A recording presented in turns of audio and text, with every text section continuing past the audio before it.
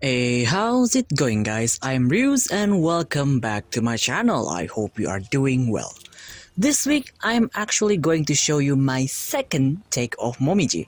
I know last week I already showed you Momiji, but trust me, this time it is much more stable and not as fragile like when we're using Fujihime.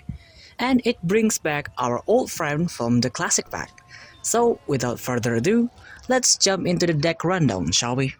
With this build, it's much more leaning to mid-game control instead of late-game bursts like the previous one. It's less aggressive but much safer. First up, we have our early Nightfall engine, Rusted Sparrow.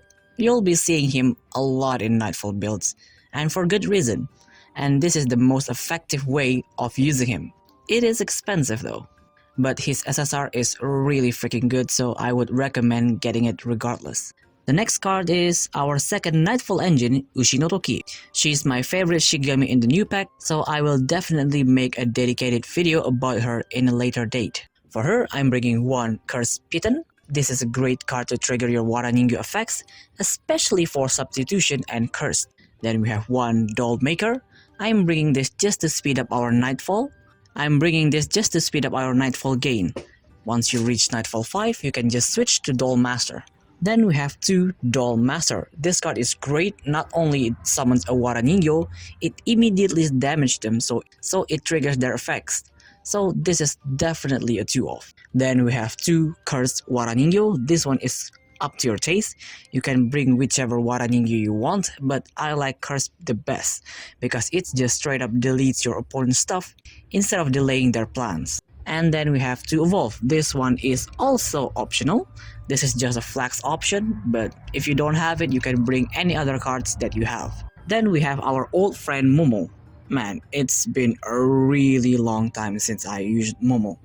I remember in early days I used her all the time, especially in my old Onikiri deck. For her, I'm bringing two Floral Breeze. You mainly want to use this to search for Momiji's Maple Dance, but if you already have it in your hand, you can use it to search for Ushi's card. Searching for Sparrows and Momo's cards should be on the bottom of your priority list. Then we have two Abundance. Our real game starts in mid-game, so we definitely need healing and a slight buff with her.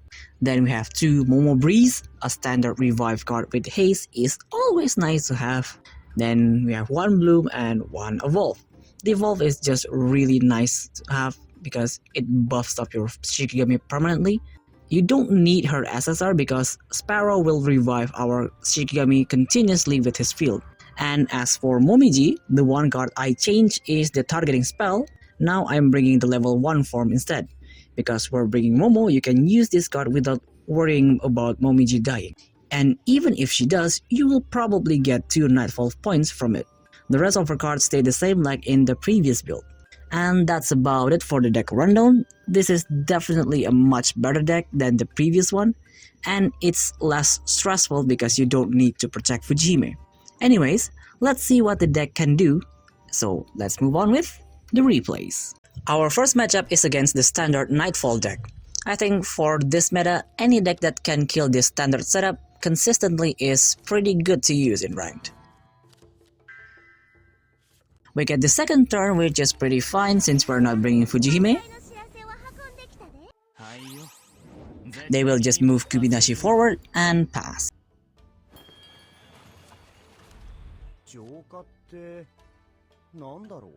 On our turn, we search for Sparrow's card using Floral Breeze, then use Momo to attack. We don't mind her dying because we don't have her cards, and she's pretty low on our priority list to keep her alive. On their turn, they activate Show Shade, killing our Momo and deals 4 damage to us because they landed Luck Check. Then they deal 3 damage with Kubinashi and finish it off by activating Flying Cranial Banter, dealing another 2 damage.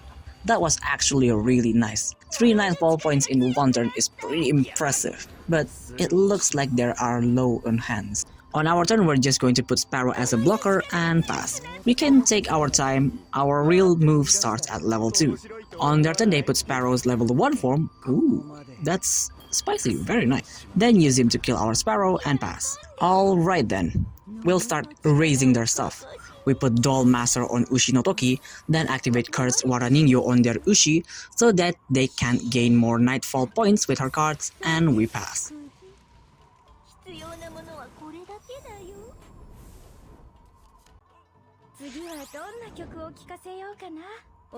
On their turn, they immediately kill our Ushi with Horn Voice, but their random projectile hits the Waraningyo, so they will lose another card. Then they will attack with Kubinashi and deal extra damage to our Momiji. As long as they don't kill her, we're fine.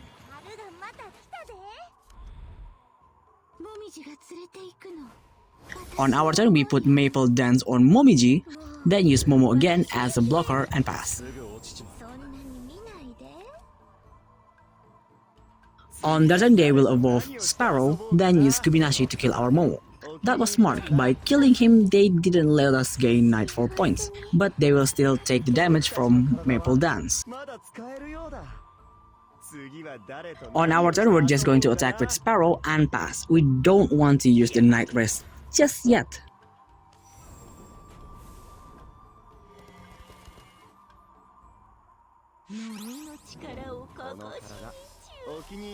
On their turn, they will evolve Sparrow again, then use him to attack our Sparrow.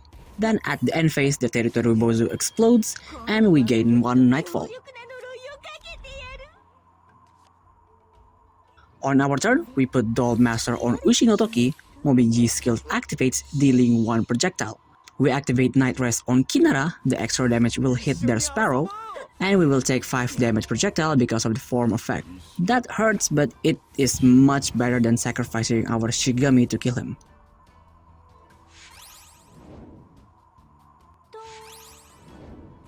On their turn, they put Doll Maker on Ushi no Toki, then activate Straining Waraningyo on our Ushi no Toki and pass.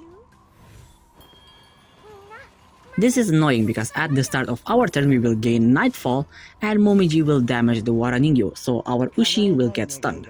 Well, we might as well set up for when Ushi no Toki gets unstunned, so we activate Nightbird's Rest, then attack with Sparrow and pass. Thankfully, stun doesn't stack, so our Ushi no Toki will get to normal on our next turn. On their turn, they switched form to Doll Master, then use Waraningyo to kill our Sparrow. Okay, that will stun our Ushi no Toki again, so she will not go back to normal on our turn. At the end phase, the Territory Bozu explodes and kill their Kinara. At the start of our turn, our Ushi summons Substitution Waraningyo that will heal their Kubinashi.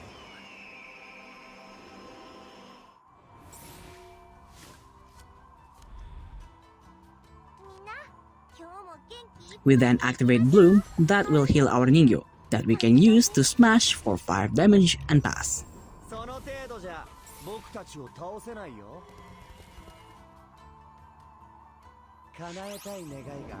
On their turn, they put Skeleton on Kubinashi, then direct attack. The extra damage will hit our Momiji, and after that, they will activate their own Nightbird Rest, reviving their Kinara. At the end phase, the Territory Bozu explodes, and now we have 10 Nightfall. At the start of our turn, we summon Straining Waraningyo, stunning Kubinashi. The field will kill their Sparrow, and Momo will heal Momiji and the Waraningyo.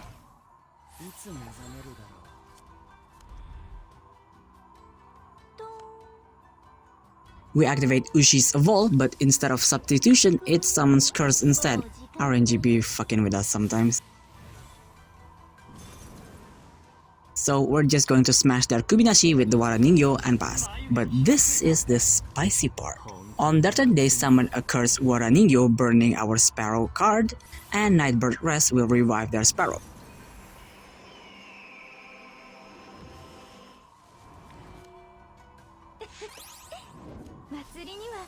They activate Prologue Moonless Night to draw a card, and top deck Kinara's Evolve. Unfortunately, they didn't get the instant kill card, so they will just attack with Sparrow instead and pass.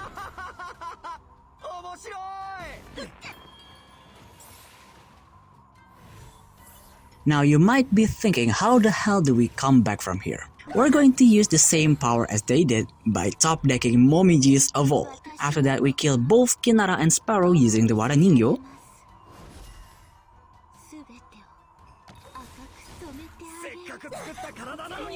At the end phase, our Nightbird's Rest will activate from the deck, killing their Ushi, and our Momiji will fire off 10 projectile. Unless they top deck Sparrow's combat card, we will win this. And they don't have it, so they will pass and surrender.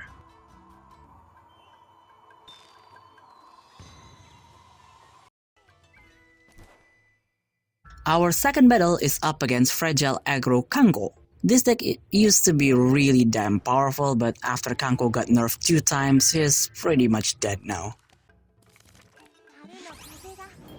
We get the first turn this time. Our first level up will always be Sparrow to get that Nightfall going. Then we put Momo forward, because if we leave it empty, they're just going to smash us for like 10 damage in 1 turn. On their turn, they will just pass, surprisingly. I think setting up for that countdown, I see. On our turn, we put Ready Maple on Momiji, then hunt their Chin and pass. We don't want to use the Floral Breeze just yet. At the start of their turn, Kanko will deal 2 damage to Momiji. They will kill our Momiji with Suzuka Gozen and pass. At the end phase, the Territory Bozu explodes and kills their Suzuka Gozen. We instantly got 2 Nightfall points. Very nice. On our turn, we used the Floral Breeze on Momo herself, but didn't get anything. See, this is why I don't use Floral Breeze on Momo. For now, we're just going to put Sparrow in the combat zone and pass. On their turn, they put Solitary Mind on Chin. Then they activate Phantom Frenzy. That will deal 4 damage to us because we already got the buff from Chin. That was really smart.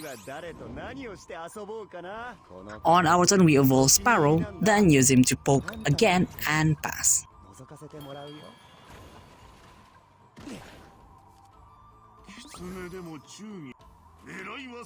On their turn, they put Unstoppable Force on Kanko, then use Kyohime to attack. That will reduce Chin's countdown. Oh no, they're definitely going to deal at least 7 damage next turn. At the start of our turn, we gain 1 Nightfall. Momiji's skill will activate, killing Kyohime. We then put Maple Dance on Momiji. At least with this, Sparrow won't die even if they have Kanko's combat card. On their turn, they attack with Suzuka Gozen first, then activate Kanko's combat card. As expected, they also managed to kill our Sparrow. At the end phase, the Territory Bozu explodes and deals 1 damage to Kanko. On our turn, we activate Morning Bird to revive Sparrow, heal us for 3 points, and kill their Kanko. After that, we put Doll Master on Ushi and pass.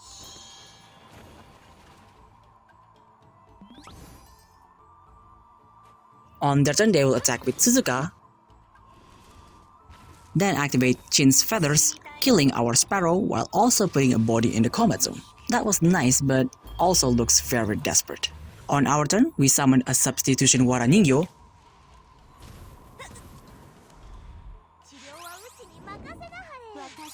then evolve Momiji. After that, we use the Ningyo to kill their Chin so that we don't get debuffed and pass.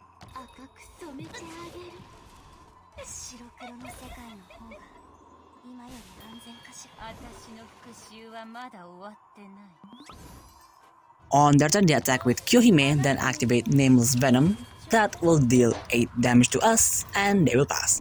That was a very typical move for Kyohime, very predictable. On our turn, we activate Morning Bird to revive Sparrow again, and put him in the combat zone.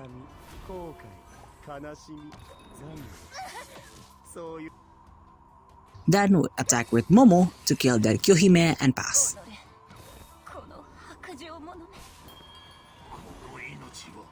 On their turn, they will kill our Momo with Kanko and pass. It seems they are out of steam and just given up at this point.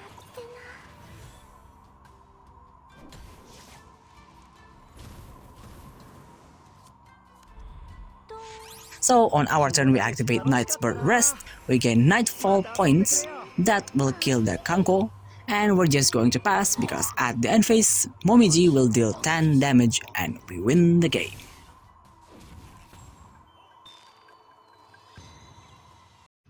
Well, that's all for today's video. I certainly hope you enjoyed it. Let me know down in the comments who should I do next, and if you want to support the channel, I have Patreon and Ko-Fi links down below. And as usual, if you have any kind of feedback, leave it down in the comments and see you next video. Bye!